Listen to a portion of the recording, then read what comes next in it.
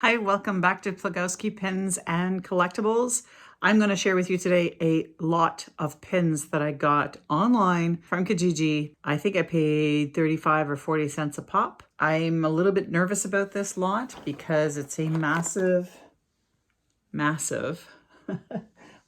box of pins that's been kind of in quarantine for the last couple of weeks. But anyway, I'm going to open it with you guys today and take a look at this. I kind of forget what's in here. I do know there's some Olympic pins and things like that, but I'm going to share it with you today. So come on along.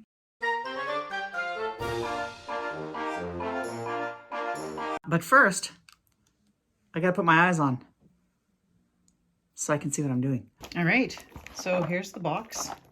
And let's open it. I have, looks like a number of sheets of pins. Let's pull them out and see what we got. Okay, here's the first set. I have a pin that fell off.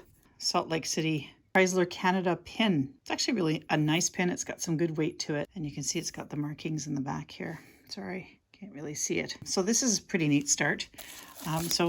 Gosh, they're all wrapped in plastic. Let me cut that up for you. Okay, let's take a look at these now. This is kind of cool. So the first of many pins I have here is this really cool Miramichi exhibition pin. That's kind of cool. But what's really cool about these pins, we've got a whole bunch of them here. I've got some touristy pins like the Summerside one. Got some a Nova Scotia pin here. So there's actually quite a few city pins. Oh, Louisiana Pride. Oh, this is kind of a cool pin. I quite like this. This is neat. I guess this would be something you would pick up while you're traveling through Louisiana.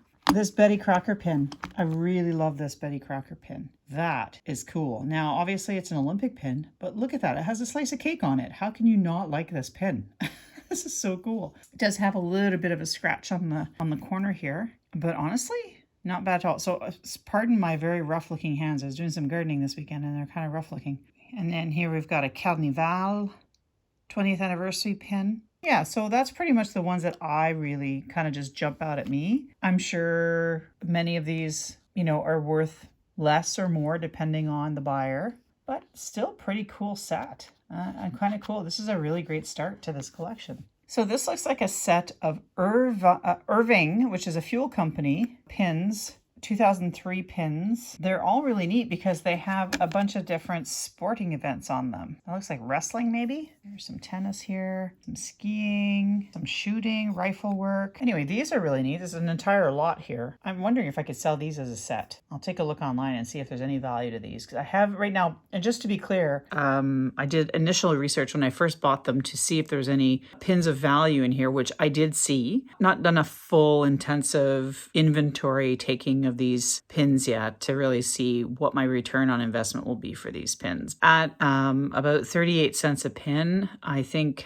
I should be able to gain some kind of return on these pins over time. As with all of the other pins that I have in inventory, these are not items that sell quickly. You have to have tons of inventory to turn it over on a regular basis. And honestly, you don't become a pinioneer overnight. Is going to take some time, and I have to be prepared to sit with some inventory, and I am prepared for that. Anyway, just to let you know, I haven't really done the full research yet, so I don't really know what the ROI is going to be on this, but I just figured I'd share all of these with you because they're really kind of neat pins. They're really cool to look at. All right, so moving along here, we've got, we've got Atlantic Balloon Festival. We've got some rodeo pins. Atlas pin Rope Square 2006. This is an interesting pin. Sacramento Kings. Ooh. Wonder what that has in terms of value.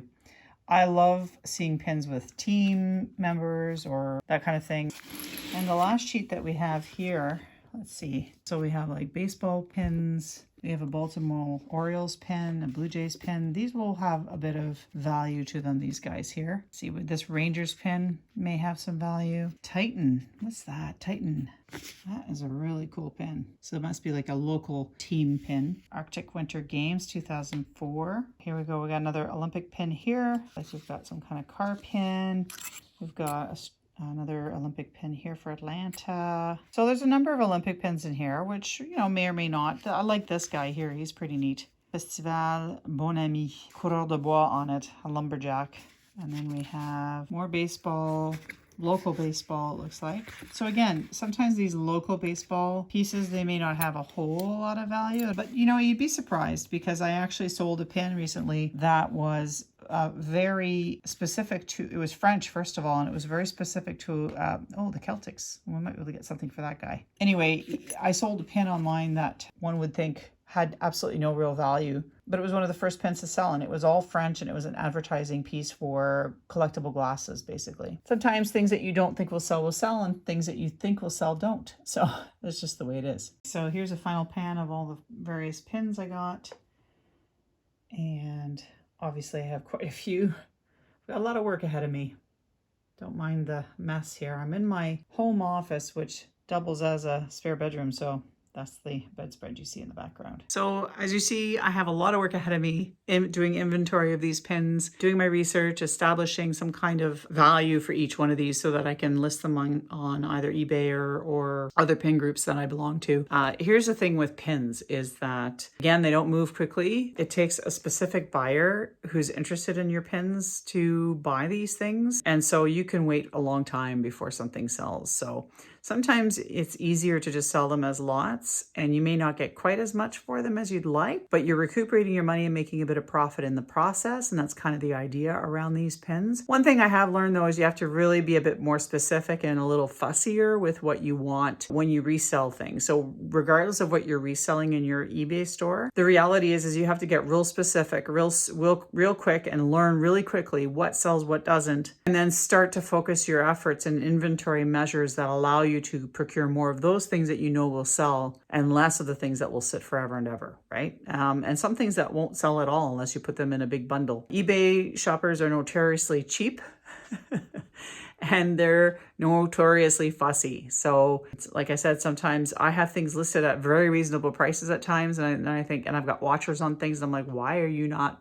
pressing buy? But you know, eBay shoppers are very finicky, and so stuff can sit for a while. Thanks for watching this video today. I don't know if you'd be interested in anything that's in this lot, but if anything sparked your interest, feel free to check out the eBay store. It's in the link down below. Go in there, click on that link, and you'll be brought right to my eBay store, and you can take a look at what I have available. I have 750 listings right now, and that's growing by the day, so there'll be more to come if that's something that you're interested in. Anyway, thanks again for watching, and we'll see you in the next video.